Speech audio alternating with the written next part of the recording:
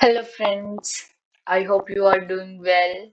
सो आज हम स्टार्ट करेंगे हिमाचल प्रदेश टेट के सॉल्व प्रीवियस ईयर पेपर्स और उसकी डिटेल्ड एक्सप्लेनेशन भी हम देखेंगे जो आपके आने वाले टेट के एग्जाम के लिए बहुत ज़्यादा हेल्पफुल होगा।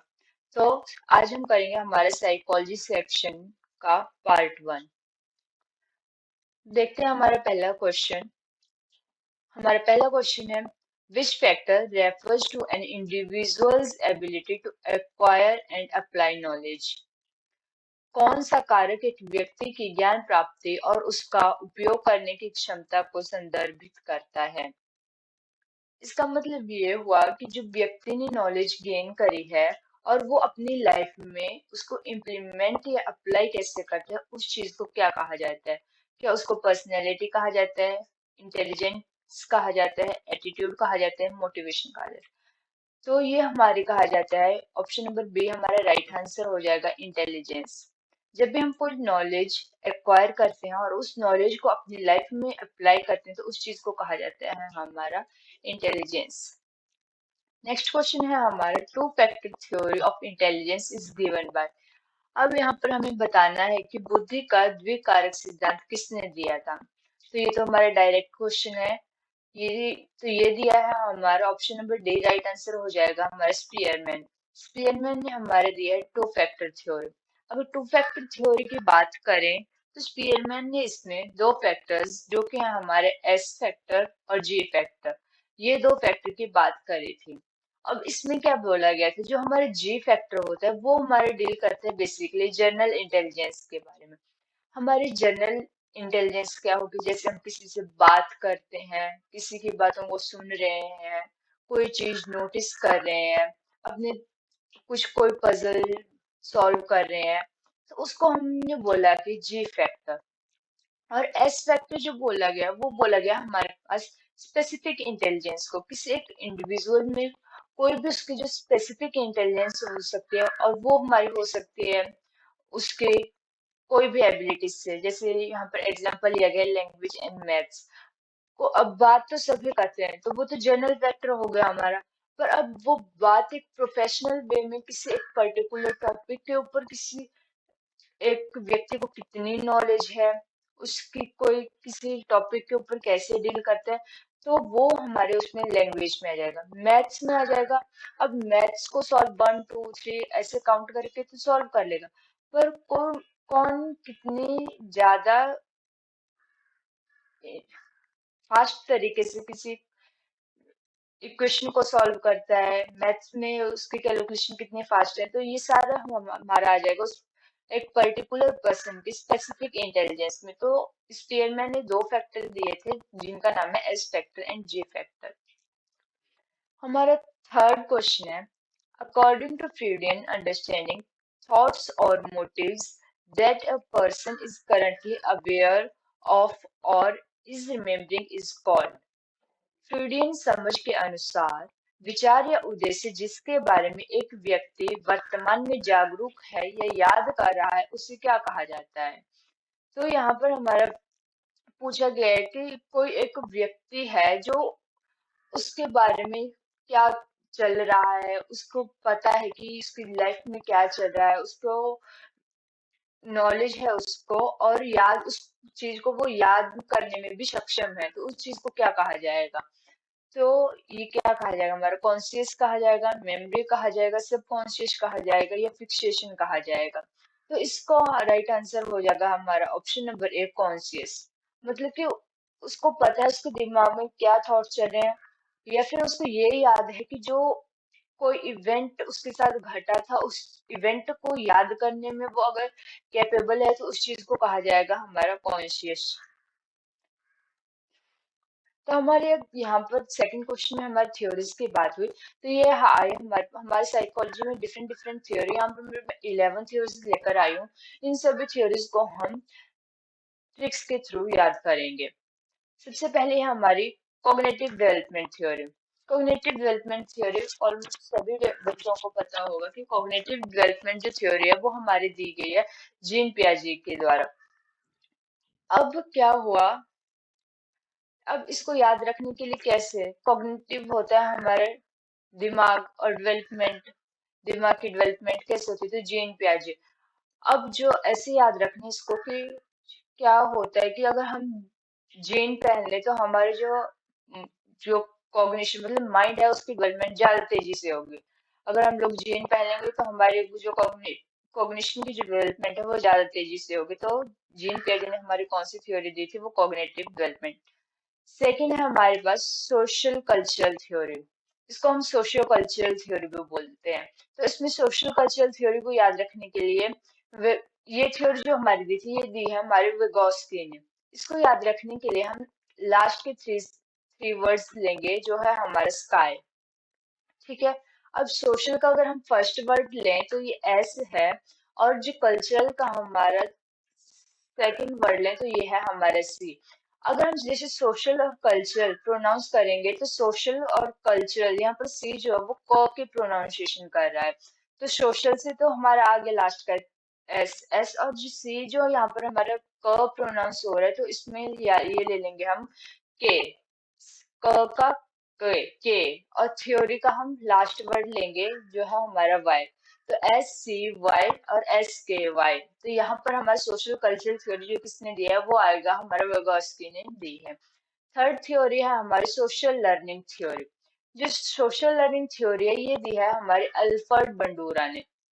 अब अल्फ्रेड बंडूरा जी बोलते थे कि जो हमारी लर्निंग होती है वो कहाँ पर होती है, जब हम सोसाइटी में रहते हैं, सोसाइटी को देखकर क्या चीज कैसे हो रही है कैसे नहीं हो रही, तो हमारी जो लर्निंग होती है वो सोसाइटी में होकर होगी। तो इसको याद रखने के लिए ट्रिक क्या है, जो अभी बंडूरा से याद रखने के भंडारा, जब वो हमारे भंडारा होते हैं तो वहां पर सभी लोग आते हैं और जिसको जो काम दिखता है वो उसी काम को करने लग जाता है। ऐसे हम देखते हैं कि वो मेरे घर का फंक्शन है कि मेरे घर का फंक्शन ही है मैं नहीं करूंगी, या फिर उसके घर का फंक्शन।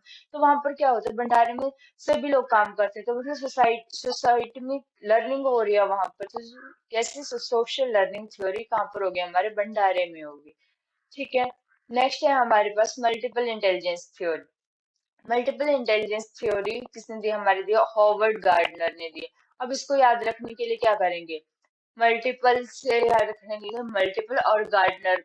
और गार्डन में क्या होता है, एक ही फूल थोड़ी ना होता है, बहुत सारे फूल खिले होते हैं, तो मतलब कि मल्टीपल फूल खिले होते हैं। तो यहाँ से हमारे क्या बन जाएगा, गार्डनर से मल्टीपल। मल्टीपल फूल कहाँ खिले होंगे, हमारे गार्डन में खिले होंगे। तो ये दो वर्ड देखकर हमें याद हो जाएगा कि हमारे जो मल्टीपल इंटेलिजेंस थ्योरी है वो किसने दिया, हॉवर्ड गार्डनर ने दिया। नेक्स्ट थ्योरी है हमारी classical conditioning theory. Classical conditioning theory जो हमारी दी है वो दी है हमारी इवान पेवलोव ने दी है। तो इवान पेवलोव क्या याद रखेंगे हम, क्लासिकल से रखेंगे हम क्लास।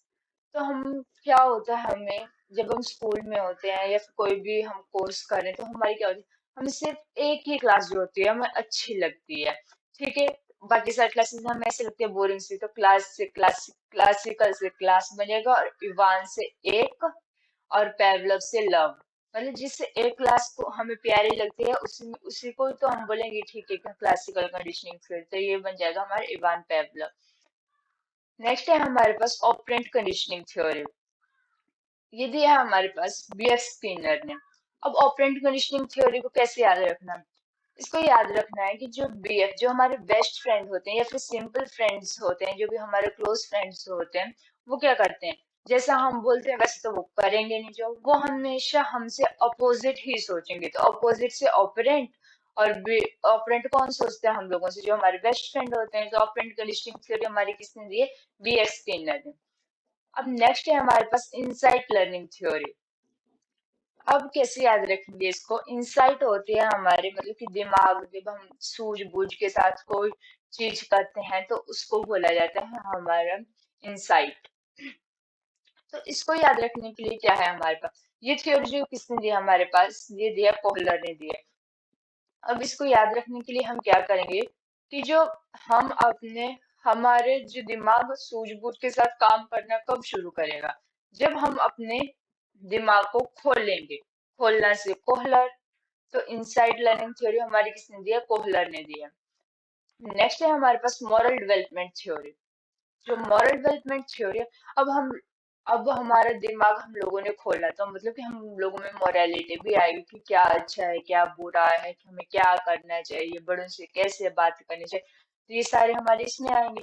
तो मॉरल वहां पर हमारी मोरालिटी आएगी। तो कोहलर और कोहलबर्ग दोनों नाम सेम सेम है ना, तो यहाँ से हमें ऐसे याद रखेंगे, इन साइड को खोला तो हम लोगों में क्या आ गई, मॉरल डेवलपमेंट आ गई, तो कोहलबर्ग इसका हो जाएगा। अब one factor theory, one factor theory हमारे पास ये किसने दिया है, ये दिया है हमारे पास अल्फ्रेड बिनेट ने।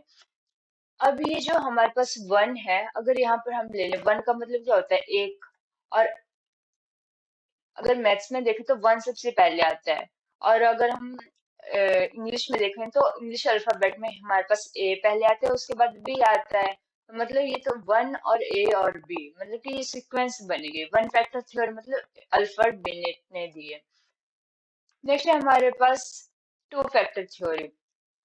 अब टू फैक्टर थ्योरी, अब दो फैक्टर की बात कौन करेगा, जो सुपरमैन होगा वही हमारी बात करेगा दो फैक्टर की थ्योरी के बारे में। तो स्पीयरमैन से हमारे के पास क्या बन जाएगा, सुपरमैन। तो टू फैक्टर थ्योरी हमारी किसने दी है, स्पीयरमैन ने। 11th नंबर पर है हमारे पास साइको सोशल थ्योरी। अब ये जो साइको सोशल थ्योरी है ये दी है हमारे पास एरिक एरिक्सन ने। अब साइको सोशल थ्योरी को याद कैसे करना है, कि जो साइको साइको होते हैं, जैसे थोड़े मतलब कि जो थोड़े साइको से लोग होते हैं, तो वो साइको लोग क्या कैसे याद रखना है इसको, साइको सोशल थ्योरी को। जो एरिक और एरिक्सन, जो साइको लोग होते हैं, देखो जिसने अपने नाम में एरिक एरिक दो दो बार लगाए, तो मतलब कि कोई साइको ही पर्सन होगा जिसने अपने नाम के साथ दो बार एरिक एरिक लगाया है। आई होप आप सभी को ये सारी थ्योरीज, उनके नाम और किसने ये प्रोपाउंड की है, ये अच्छे से याद हो गया होगा। अब हम अपने नेक्स्ट क्वेश्चन के ऊपर आते हैं। तो हमारा फोर्थ क्वेश्चन है, optimal functional state of development is called age. विकास की आदर्श कार्यात्मक स्थिति कहलाती है। मतलब कि जब हमारी डेवलपमेंट जो होती है वो पूरी तरह से अपनी जो वर्किंग स्टेट में आ जाती है, वो कौन सी स्टेज कहलाती है, तो वो कहलाती है हमारी मैचुरेशन। यहाँ पर ग्रोथ तो होगा, डेवलपमेंट तो होगा नहीं, क्योंकि ग्रोथ डेवलपमेंट और लर्निंग हमारी क्या है, ये जो है वो जब से हम पैदा होते हैं तब से ही हम करना शुरू कर देते हैं। पर जब optimal functional state of development जो आती है उसको क्या बोला जाता है, उसको मैचुरेशन बोला जाता है। नेक्स्ट क्वेश्चन है हमारे पास, maturation changes occur in a fairly predictable sequence and continue until। अब यहाँ पर बोला गया है कि जो मैचुरेशन हो, परिपक्वता परिवर्तन काफी पूर्वानुमेय क्रम में होती है और तब तक जारी रहती है जब तक। अब ये पूछा गया है कि ये तो पता है हमें कि एक मैचुरेशन जो होते हैं वो हमारी एक पर्टिकुलर स्टेज पर आकर हमें गेन होती है। पर क्या होता है, ये क्या लाइफ लॉन्ग प्रोसेस है कि किसी एक पीरियड पर आकर जो है वो बंद हो जाती है। तो क्या एडोलेसेंस इसका आंसर, अडल्टहुड है, ओल्ड एज है, या नन ऑफ दीज। तो एडोलेसेंस तो नहीं होगा इसका, ओल्ड एज भी नहीं होगा, अडल्टहुड इसका राइट आंसर हो जाएगा। जो अडल्टहुड होता है, जो वहां पर आकर जो होते हैं वो हमारे हम लोगों को मान लेते हैं कि हम लोग फुल्ली मैच्योर्ड हो जाते हैं। नेक्स्ट क्वेश्चन है हमारे पास, मोस्ट ह्यूमन बिहेवियर, सर्वाधिक मानवीय व्यवहार। अब कैसा होता है हमारा human behaviour, can be easily explained, has multiple causes, stems from unconscious desires, depends on social influence। तो इसका राइट आंसर हो जाएगा कि जो ह्यूमन जो का जो बिहेवियर होता है उसके क्या होते हैं, मल्टीपल काउजेज होते हैं, कि हम डिफरेंट डिफरेंट सिचुएशन में कैसे रिएक्ट करेंगे, उसका सिर्फ एक रीजन नहीं होता है, हम उसके पास उसके हमारे पास मल्टीपल काउजेज हो सकते हैं। अब हम देखते हैं कि मैचुरेशन है क्या। हम लोगों ने यहाँ पर फोर्थ और फिफ्थ क्वेश्चन में देखा मैचुरेशन के बारे में, तो इसको हम देख लेते हैं एक बार। तो सबसे पहले ये जो वर्ड मैचुरेशन है, फर्स्ट टाइम सबसे पहले किसने यूज किया था, तो ए जेसल ने इसको सबसे पहले यूज किया था हमारे पास मैचुरेशन वर्ड को। अब यहाँ पर क्वेश्चन ऐसे भी पूछा जा सकता है कि मैचुरेशन कैसी प्रोसेस है, हेरिडिटरी है, एनवायरमेंटल है, बायोलॉजिकल है, या फिर कौन सी प्रोसेस है। तो इसका राइट आंसर हो जाएगा कि जो हमारी मैचुरेशन है ये है हमारे पास biological process. Next, stage of completion of growth and strengthening of acquired mental social and emotional development. अब मैच्योरेशन क्या होती है हमारे पास मैच्योरेशन एक ऐसी स्टेज है जहां पर हमारी कंप्लीशन ऑफ ग्रोथ होती है, और जो हम लोगों ने अपने जो मेंटल की जो होते हैं हमारी जो डेवलपमेंट होती है उसमें हमारे पास इमोशनल स्टेबिलिटी आती है, हमें पता लगता है हम सोसाइटी में रहकर कैसे रिएक्ट करना है, हम लोगों ने कैसे बिहेव करना है। वो सारी चीजें जब हम लोगों को पता लग जाती है तो उस स्टेज को बोला जाता है हमारे पास मैच्योरेशन। ठीक है, अब ये जो होते हैं ये हमारे पास एडोलेसेंस एज में हमारी मैच्योरेशन होना शुरू हो जाता है, और खत्म कब होते हैं हमारे पास एडल्टहुड में। ठीक है, अब ये बॉयज और गर्ल्स का पीरियड जो होता है वो दोनों का डिफरेंट होता है। गर्ल्स जो होती हैं वो हमारे बॉयज के कंपैरिजन में जल्दी मैच्योर हो जाती हैं, और बॉयज जो होते हैं वो लेट मैच्योर होते हैं। तो गर्ल्स के केस में ये जो लिया गया है पीरियड 8 to 13, और बॉयज में लिया गया है 9 to 14।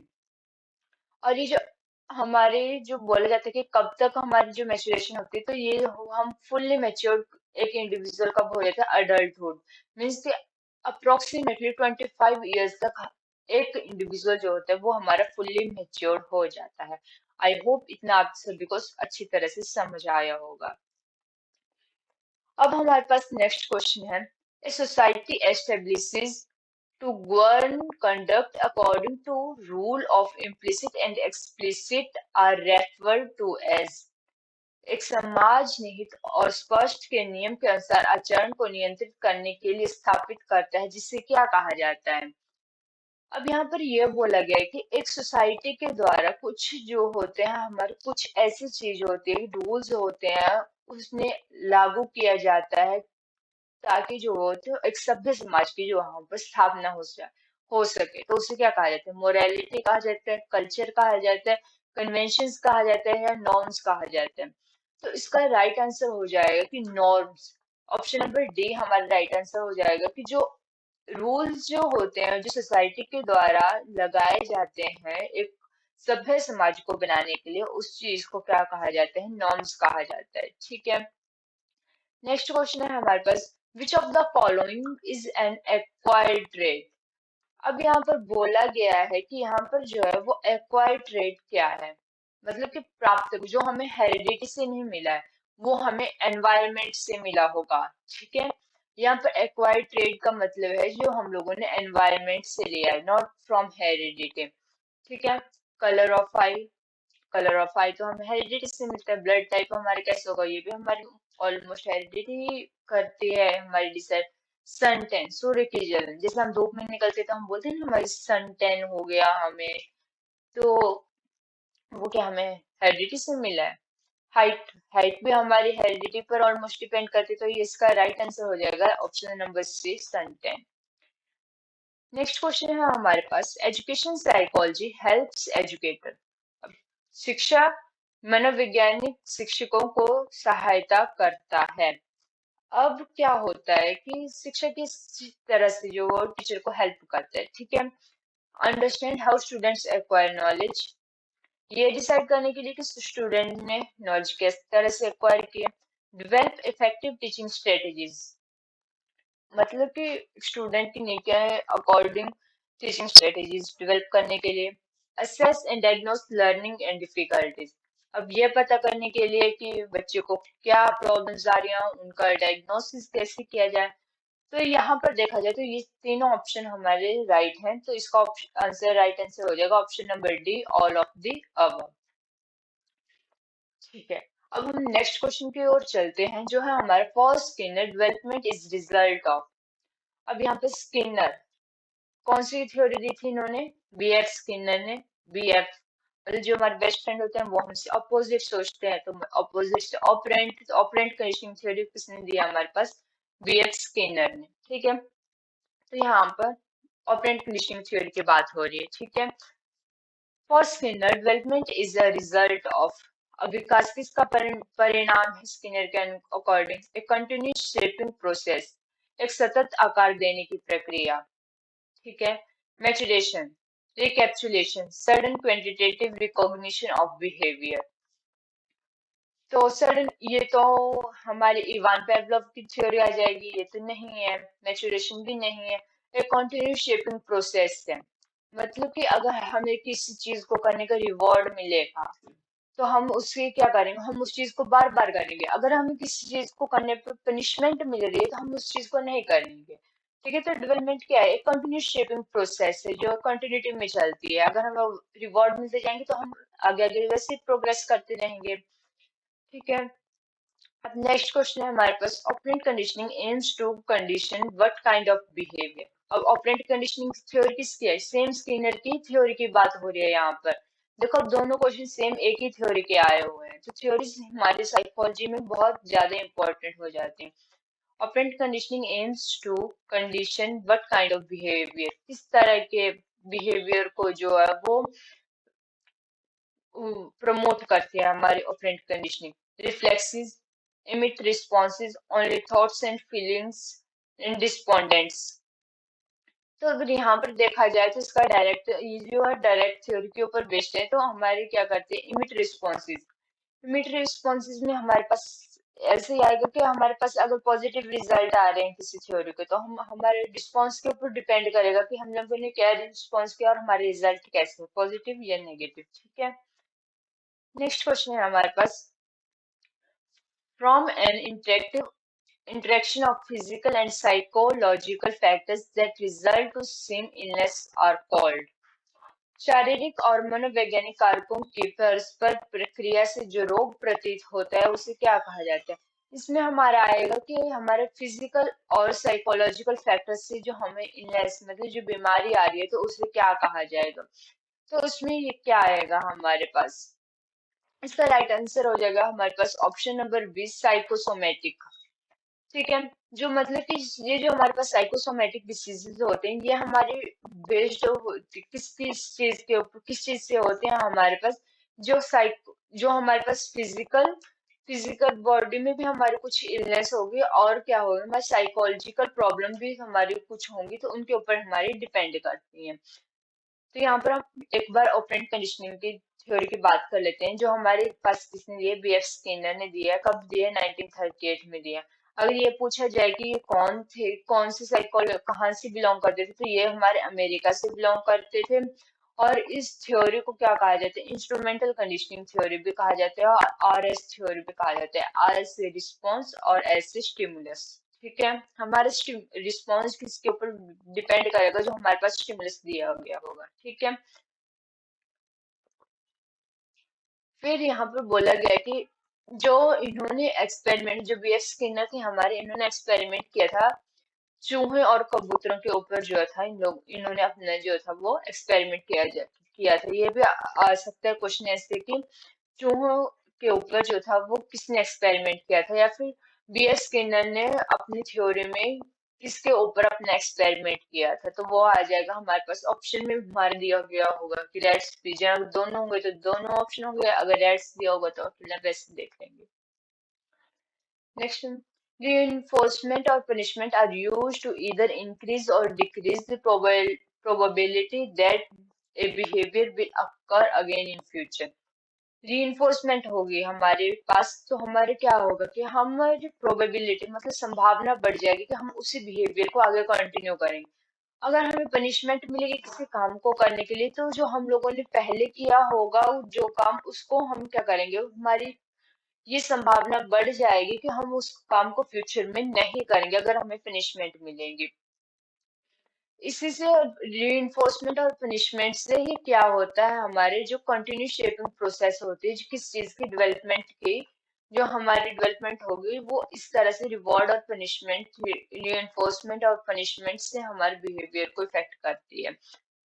तो इन्होंने क्या किया था, सबसे पहले एक बॉक्स लिया था जिसको क्या नाम दिया गया था, स्किनर बॉक्स। ठीक है, इसमें रैट को बंद कर दिया था। यहाँ पे बहुत सारे थे, लीवर भी था, स्पीकर भी था, यहाँ पर हर फूड रखा जाता था जो इस पूरी प्रोसेस में इस एक्सपेरिमेंट को करने में हेल्पफुल था। अगर हम मोटे मोटे देखें तो ऑपरेंट कंडीशनिंग थ्योरी जो थी वो क्या करती थी, जब चूहे ने क्या किया, लीवर प्रेस किया और उसे क्या हुआ, भोजन मिला, यहाँ पर खाने को कुछ मिला, मतलब कि इसको रिवॉर्ड मिला यहाँ पर। तो जब इस चूहे को यहाँ पर रिवॉर्ड मिला तो उससे क्या हुआ कि उसका जो बिहेवियर हुआ उस काम को करने के लिए वो इंक्रीज हुआ कि अच्छा मैं ये करूंगा तो मेरे को फिर से भोजन मिलेगा। अगर पनिशमेंट के लिए क्या हुआ यहाँ पर, अब यहाँ पर जो है लीवर प्रेस किया, फिर इसको प्रेस करने पर उसे क्या लगा, यहाँ पर भोजन नहीं आया, उसको क्या मिला, उसको करंट लगा। अब क्या हुआ कि उसको करंट लगा तो वो वहां से दूर भाग गया। अब किसी चीज को करने से उसको मतलब कि अगर उसने लिवर प्रेस किया तो उसको क्या मिली है, उसको पनिशमेंट मिली है।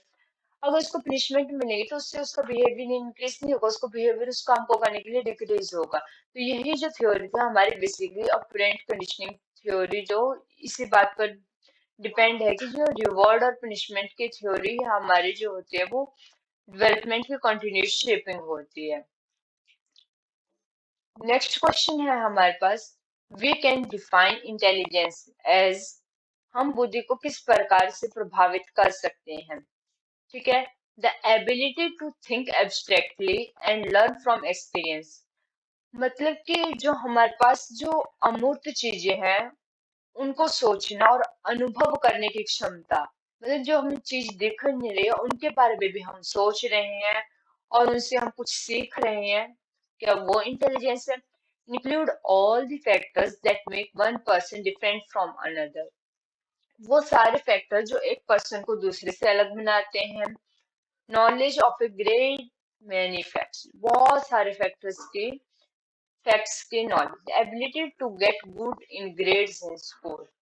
तो यहाँ पर आप सभी को ऑप्शन पढ़कर क्लियर हो गया होगा कि ऑप्शन नंबर एक कि हम अगर किसी जो हम चीज नहीं दिख रही है उसके बारे में हम सोच रहे हैं और उससे हम कुछ सीख रहे हैं, गेन कर रहे हैं, एक्सपीरियंस ले रहे हैं, तो उस चीज को क्या बोला जाता है, वो हमारी इंटेलिजेंस होती है। नेक्स्ट है हमारे पास, the primary goal of educational psychology is to, primary goal क्या होगा हमारे एजुकेशन साइकोलॉजी का। ठीक है, ऑप्शन नंबर ए है इम्प्रूव एकेडमिक परफॉर्मेंस। और जब भी हम साइकोलॉजी का सेक्शन अटेंड करें तो उसमें हमेशा ये बात ध्यान रखें कि एकेडमिक परफॉर्मेंस इंक्रीज करना, ज्यादा अच्छे नंबर लेकर आना, जो बच्चों को नेगेटिव, जो बच्चे के लिए नेगेटिव नेगेटिव पॉइंट्स होंगे, अगर कोई ऑप्शन ऐसा आए तो वो ऑप्शन कभी भी उस क्वेश्चन का राइट आंसर नहीं होगा। ठीक है, एनहांस स्टूडेंट मोटिवेशन, हाँ स्टूडेंट को मोटिवेशन को बढ़ाना, ये राइट आंसर हो सकता है हमारे पास। Facilitate learning and development, means कि उसका फैसिलिटेट लर्निंग एंड डेवलपमेंट, उसकी लर्निंग करने की क्षमता को बढ़ाना और जो मतलब कि जिससे उसके पूरे ऑलराउंड डेवलपमेंट हो सके, वो ये भी राइट आंसर है। इंक्रीज स्कूल फंडिंग, तो ये भी हमारे नेगेटिव, पहला और दूसरे तो ऐसे ही चले गए क्योंकि नेगेटिव सेंस में आ रहे हैं ये दोनों हमारे सेंटेंस। अगर बी और सी में देखें तो जो फैसिलिटेट लर्निंग एंड डेवलपमेंट, तो इसी के अंदर ही हमारा एनहांस स्टूडेंट मोटिवेशन भी आ रहा है, तो ऑप्शन नंबर सी इसका हमारे पास राइट आंसर हो जाएगा। नेक्स्ट क्वेश्चन है हमारे पास, which of the following is not a domain of education psychology. Education psychology की बात करें तो हमारे पास बेसिकली तीन डोमेन है, कॉग्निटिव, अफेक्टिव एंड साइकोमोटर। अगर यहाँ पर हम बात करें तो cognitive development, social development, emotional development and physical development. तो यहाँ पर देखा जाए तो फिजिकल डेवलपमेंट जो होगा हमारा राइट आंसर हो जाएगा, क्योंकि हमारे पास कहीं भी हमारे फिजिकल डेवलपमेंट की जो होगी जो है वो डोमेन्स के अंदर एजुकेशन साइकोलॉजी में बात नहीं की गई है। अगर हम एजुकेशन साइकोलॉजी की बात करें तो ये हमारे दो वर्ड साइकी प्लस लोगस से बना हुआ है। साइकी का मतलब होता है हमारे पास सोल और लोगस का मतलब होता है हमारे पास नॉलेज। तो मतलब कि study of soul is called as psychology. ठीक है, वर्ड साइकोलॉजी, अगर क्वेश्चन ये बहुत इंपॉर्टेंट है, इसको सभी प्लीज काइंडली नोट कर लें। यहाँ पर जो साइकोलॉजी वर्ड है सबसे पहले किसने यूज किया था, तो रुडोल्फ गोकाय ने इसको यूज किया था। नेक्स्ट है वर्ड एजुकेशन साइकोलॉजी, यहाँ पर अकेला साइकोलॉजी वर्ड यूज हुआ। अगर एजुकेशन साइकोलॉजी की बात करें तो इसका सबसे पहले यूज किसने किया था, तो एडवर्ड ली थॉर्नडाइक ने इसका यूज किया था। ठीक है, अगर फादर ऑफ एजुकेशन साइकोलॉजी की बात करें, क्योंकि यहाँ पर एजुकेशन और साइकोलॉजी दोनों की बात हो रही है, ऊपर वाले क्वेश्चन में भी तो एजुकेशन साइकोलॉजी यहाँ पर भी दोनों दिख जाए एक साथ, तो मतलब कि एडवर्ड ली थॉर्नडाइक, दो और तीन ऐसे याद रख लेना इसको। फादर ऑफ इंडियन साइकोलॉजी की बात की जाए तो वो नरेंद्र नाथ सेन गुप्ता है। आई होप इतना समझ आया होगा। तो ये तीन डोमेन है वो हमारे पास, एक कोग्निटिव है, एक अफेक्टिव है, एक साइकोमोटर है। कोग्निटिव में क्या होता है, हमारे दिमाग की डेवलपमेंट की बात होती है। अफेक्टिव में क्या होता है, हमारे पास जो हमारे इमोशन से रिलेटेड होता है उसकी बात होती है। साइकोमोटर हमारे पास क्या होता है, साइकोमोटर डोमेन में हमारे पास वो आता है जहाँ पर हमारी मोटर स्किल का यूज होता है। ठीक है। Hands, head, heart and hand, ये तीन ऐसे 3 H से याद रखना, हेड, हार्ट एंड हैंड। तो थैंक यू फॉर वॉचिंग, ये था हमारा आज का सेशन। अगर आप सभी को अच्छा लगा होगा तो लाइक करें, शेयर करें, सब्सक्राइब करें। मिलते हैं अगली वीडियो में। Bye bye.